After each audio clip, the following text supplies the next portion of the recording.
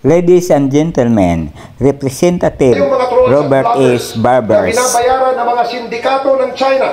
Alam nyo bang galing sa illegal na droga at pogo ang mga binabayad sa inyo para lamang ipakalat ninyo ang mga fake news? Mas naniniwala pa kayo sa propaganda ng China kaysa sa nakikita ng inyong mga mata na kasamaang kanilang ginagawa sa ating mga kababayan. Tiglaw, Laurel, mga Duterte supporters, Senator Robin, makinig kayo.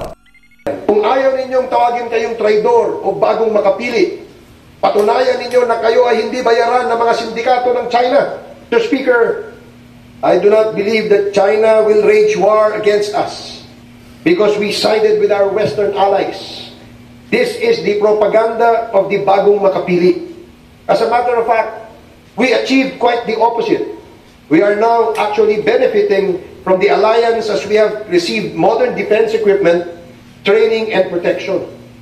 Just recently, we almost surrendered our sovereignty to China and almost pleaded with them to annex us as a province. It is good that this did not happen, Mr. Speaker, perhaps due to lack of material time.